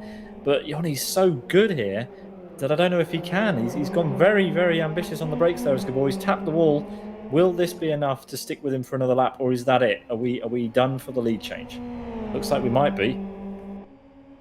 I think it comes down to this final corner. It'll certainly keep them level. Yeah, maybe Katila has a slight miles per hour advantage, maybe 1 or 2 miles an hour better off. Yeah, they're equalized now, so yeah, Eoin does have enough in reserve to keep a hold on the lead. Wow, that is a textbook overtake. He's overtaken him in just the right place, enough to see that he does the twisty part of the lap and leaves enough of a gap that when he hits the draft section, there is no draft left for Gabor. Santusara, he is still keeping that car in third place. We have a side-by-side at Eoin between Patakangas and Vicious. Yeah, and just like that, it's over for the moment. Oh, Paulie picked the same spot that Vicious wanted to pick as well. So thankfully they didn't plow into the wall, but Vicious sees a slight gap in the inside before the following right angle turn. Oh my goodness. Oh, he's held it this time around. Vicious seemingly brought to a halt there, so it goes wrong on him now. And Paulie is relieved to see the end of that, and he can finally say, I'm not being spun around, and I can go and attack Azar next. The Silas team are going to be picking bits of paint from every other team off of that car, mostly the Pixel Air Attack team that seems to have made most contact with it this race. So yeah, Paulie, this has been an eventful race for him. That's definitely the case, yeah. You can just think about those drivers ahead. It's close runnings between Topolniak with Bella and Azar in between. I think Azar is very close to a move. Maybe he's just missed it this time going, but yeah, that's Zdravko on his toes now. Yeah, 10 laps to go at the end of this one, and all the drivers have started to wake up. They've started to catch up to the people in front. They are having a whale of a time. We are riding on board with Imran Azar, the Master Race Car Worldwide's driver. He is currently in P8, which is a super good position, and he would love to take one of the Fragmasters drivers' place away from them. That is Zdravko Topolniak, known to everybody for his involvement at the moment in the Fragmasters Fox Friday series. And yep, this is his car. Zdravko loves the Fox, but right now he is in P7, and yeah, I wonder if he's going to be a threat from this man, Imran Azar, before the end. 10 laps to go. Yeah, that was a quartet of giving each other a little bit of a reprieve, but it won't last forever. So just mainly Paulie Patakangas' huge task in front of him. He's got about 12 seconds to gain if he wants any more positions. So it'll be a long slog in just those 10 laps remaining. Yeah, Topolniak himself is actually catching up to the back of Dan Balla. Dan Balla was leading this race, of course. He started on pole position. We think that he yielded quite easily to his teammate, Patrick Hall, who currently sits fourth, because Patrick is really high in the championship. But now it's Zdravko who is sizing up the cars ahead of him. He's got Dan Balla and Nico Pantola ahead of him. Zdravko was in P6, if I'm not mistaken, at the end of the last race before running out of fuel across the line. So he is somewhat out of position at the beginning of this race and recovering well. P7 just now after starting in P13. Yeah, so maybe it suits him better to be working his way up the order than starting in a strong position and seemingly it unravels on him. But yeah, we'll keep our fingers crossed from a Fragmaster's perspective that they get their podium and another driver in the top 10. But if he can gain on Balla and Pantola, that would be great for him and his confidence. It's been taking kickings as long as I've been watching him in the last few months. And we're checking out Paulie Patakangas now. He's got all the space in the world to get down to the job at hand, but he's a bit erratic at the moment. Obviously the frustration is still boiling, and we'll want to see the very best out of him with the final few laps coming up. But yeah, Ioni Katila is giving World Class Lions more to celebrate if he can hang on in there. Gabor Gior is nearly a second behind, 0.9 tenths of a second. Fastest lap again. Yeah, Ioni Katila is setting the timing screens alight, and it's close between these two. Gabor is only still just under a second behind. But Ioni is on such a pace that he's having to do best laps of the race in order to keep ahead of Gabor. So these two, obviously extremely talented. I mean, look at that, 10 seconds behind is Santu Sara in third. They are absolutely running away together. Gabor's going to be kicking himself after this round. He had the first race completely wrapped up. He had such a huge gap. He misfueled. Yeah, it's just that information you wouldn't be able to tell anybody to look at his fuel while he's getting on with the art of driving. So it was on him to monitor it, and seemingly it just went wrong. Maybe he strategized the safety car in the first race and then he could have saved. That never happened and he just didn't adapt. He gives a little bit of a tap to the wall when I just looked at him there, but yeah, whatever happened, he'll be frustrated, but it'll be a lesson learned going forward. Yeah, Nico Pantola's had a much better race so far than race one. P5 currently does not look like he's going to be challenging Patrick Hall. There's 5 seconds between him, and I don't think there's enough time for him to close that gap at his current pace. 4.5 actually as they cross the start-finish line. We'll keep an eye on it, of course, and see if it does come to fruition. In the background, though, these three still pretty close together. I think this is where the action's going to be. I went for the last 6 or 7 laps of this race. Right, yeah. It looks like Zdravko has done the effort, or he's put in the effort necessary to catch Balla. Then he has to find a way through these remarkably narrow South City streets. Yeah, he's got to find a way through without losing a place to Azar, who is on absolutely great pace as well, remember. So Daniel's at risk of losing 2 places here, and Zdravko is at risk of potentially losing 1 if he messes up the overtake on Dan. So who knows what's going to happen towards the end of this one. As they come over the hill, we get a super close-up of some roof and some of Daniel Balor's box as well. But there we go. As I was talking about just before, Zdravko does need to worry about what's in his mirrors as well as what's ahead, because Imran Azar is doing another fantastic effort this race to keep up with these guys. Yeah, he's got the least amount of pressure on his shoulders as of right now, because Patakangas can only worry about catching up those massive seconds. It's not happening so far, so Imran can focus on the job in front of him and see what will happen between Bala and Topolniak. Yeah, this is certainly where we are going to keep our focus just now. But yeah, you've got to fancy Zdravko at least. He is probably the most experienced Fox driver of these 3. And you've got to favour him for this move. But he's, Daniel Banner is no slouch. He is going to keep pushing that car as much as he can, and he's doing just about enough right now. Again, they all need good exits, or else they're going to be a sitting duck. Not a great exit that from Zdravko. Azar is in the slipstream. Let's see what happens here as they head down to the final corner. What sort of an exit they get. Dan Ballard's opened up a bit of a comfortable gap. Azar turns in, then has to turn in again mid-corner because he committed a bit too early, and that, unfortunately, will mean he will not be able to make a move on this lap. Yeah, that's a very common error to make, even with the best of drivers. On the circuit, just put in the steering lock a little too soon, and then you have to correct it.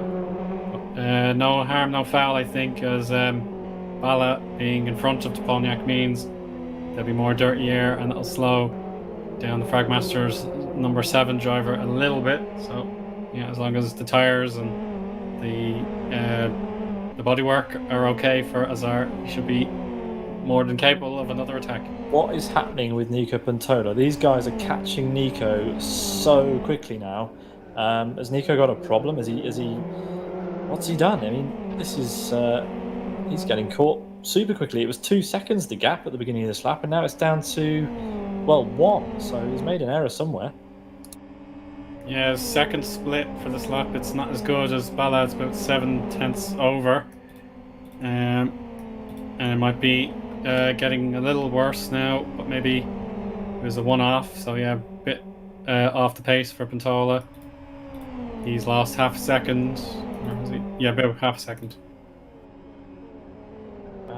It's not entirely certain what's happened to Nico's car, but what is for certain is that Daniel Bala is catching.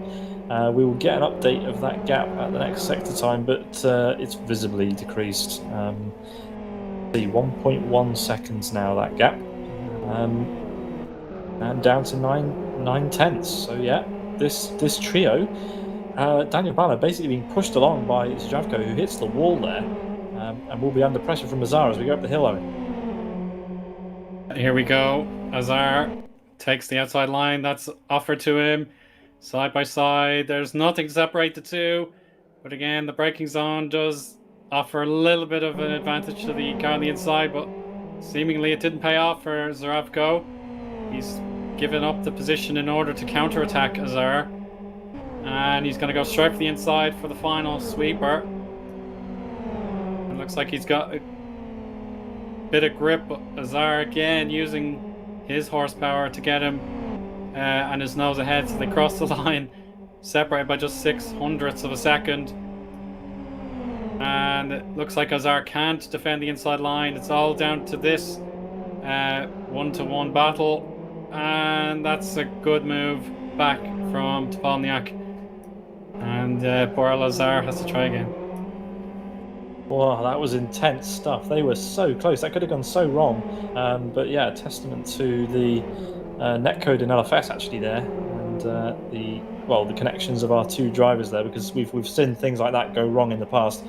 And Zdravko, after that error, manages to get back. But now look, Dan Bala has got 2 seconds ahead, so he can focus 100% on the rear of the Sidus car ahead of him. Nico Pantola, who has kind of fallen into his clutches a little bit.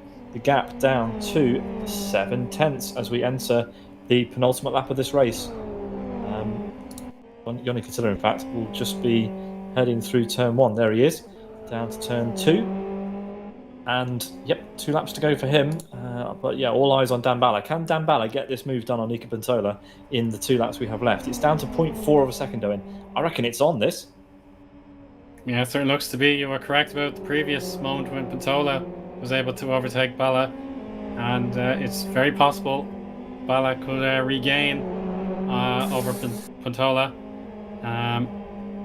It's getting closer and closer, but this is the foundation work that needs to be done by Dan Bala here. He can't do anything in the bus stop. I wonder how Dan Bala's feeling catching up to Nico Pantola, who's currently competing in the Ferrari Esports Series, in single seaters. So Dan Bala must be feeling pretty good about his chances, or pretty good about what's about to happen. I wonder if he can get this move done. He is running out of time. He's running out of laps. He needs to prey on an error from Nico at this point. Good exit there, but is it going to be close enough as they charge down to the final corner? I don't think so on this occasion. Nico going slightly defensive, so he must feel as though Dan has a legitimate chance at getting past. Dan just needs to nail the exit. We've got Azar side by side with Topolniak again. Right, he's gone wide. Almost a move on there. We're on the final lap. All eyes on Daniel Bala and Nico Pantola, although the gap has opened up after that final corner.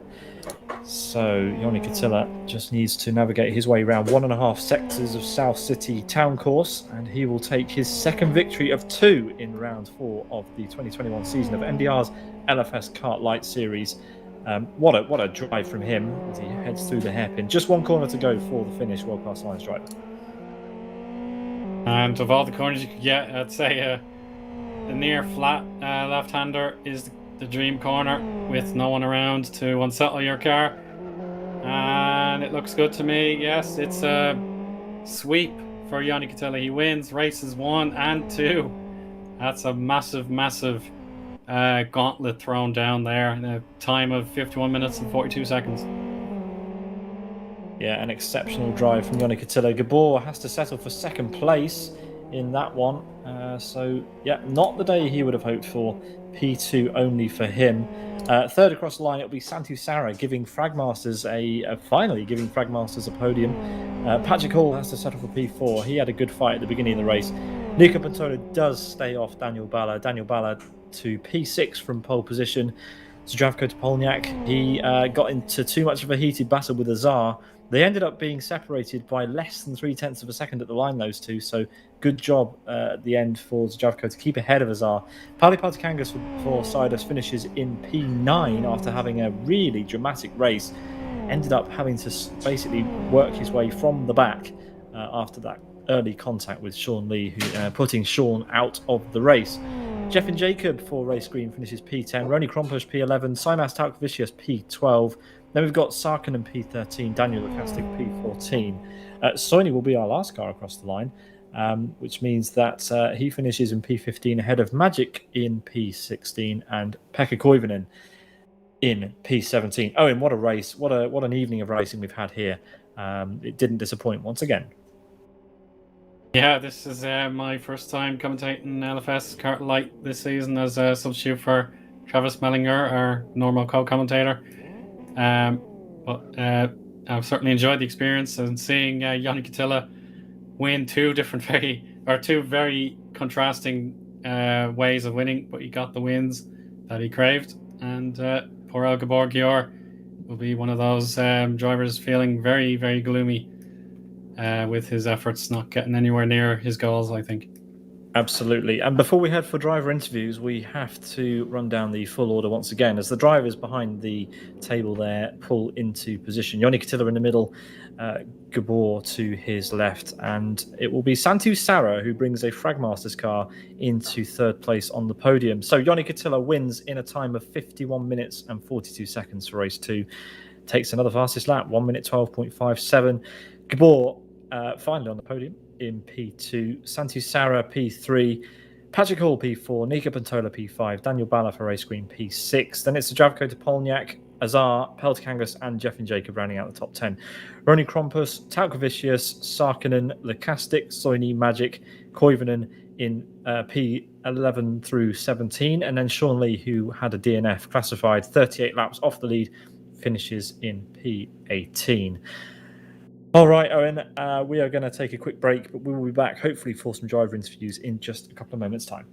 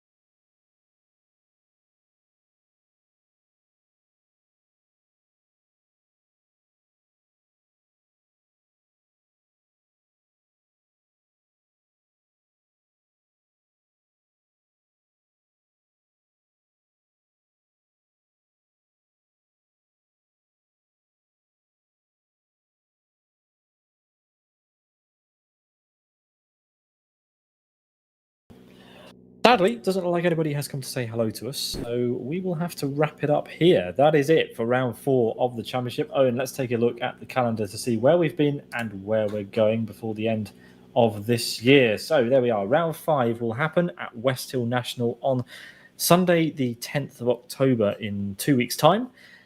We hope you can join us for that one. Oh, in fact, we do have a late entry into the commentary box. It is Yoni Katila, our race winner, double race winner, in fact, Yoni. Congrats. How do you feel? Oh, yeah, thanks.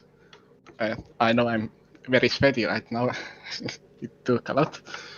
But yeah, first race was quite a fight with Potsy. Both were elbows out in the end, but yeah, suddenly those both guys then ran out of fuel, so they kind of gifted me a glorious win there. And yeah, race 2 was kind of sitting duck, waiting for us to fight, and yeah, in the end, I was just waiting couple to make a mistake and take my opportunity, and it paid out. And yeah, last 10 laps was full focus mode, push as hard as I can. Yeah. Yeah, absolutely. It was a pretty shock win for you in race 1. You did not probably expect Gabor to run out of fuel on the what was it, like 2 laps to go? He started to lift and coast. When did you realise that was it, and he was going to have to drop back through the field? I think it was like 3 laps to go 4, and I noticed the gap was coming down quite a lot, and I was suspecting something's wrong now. And yeah, I tried so hard to get him, and a big gift. I can't ask for better result. Well, congrats. That will surely open up your championship lead in LFS Kart Light. And as we head towards the final round of the season, it's all coming your way. We're going to grab a quick word with Santu Sara. Santu, a podium for you and a podium for Fragmasters. How do you feel about that one? Finally. Yes, finally. Yeah, it was fun. A lot of fun. On the first race, I was running on my own setup, and it was bad. That's why I couldn't keep up with Sean at all. But on the second race, I just took Joni's old setup, and it was much better. Well, congratulations! Finally, a podium for you guys. Yeah, it's a bit of a change from a few races ago when you were having a lot of trouble trying to keep your car on the road and trying to keep it out of trouble. But a well-deserved podium for you and your team. Both of you, a question to both of you: how are you feeling about the season finale at West Hill National in the Fox? It's quite a good combo. What do you reckon? But I think that will be close, as this one is short track and not many hard corners, mostly fast corners. So it will be a close fight, I can. Yeah, I'm just hoping I can get the working setup so I could finally try the challenge for the actual win, but I'm not expecting much. Well, we hope to see you both there in a couple of weeks' time for the season finale. And please, join us for interviews then, and we'll get your thoughts on the season as a whole. Until then, all the best, and we'll see you in a couple of weeks' time. Cheers, Yeah. Santu and Yoni. Thanks. Owen, give me your brief, 10-second summary of today's racing action. Well, we saw the drama with the fuel loads going wrong on some of the drivers, but Yanni Catilla had the balance, he had the strategy and the prep done, and he had the speed as well.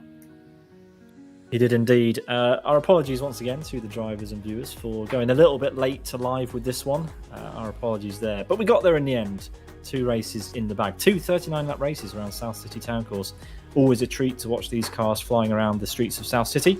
And we hope to see you again next time at West Hill National on October 10th. Until then, from all of us at Sim Broadcasts, have a good night and a good weekend. See you next time. Farewell.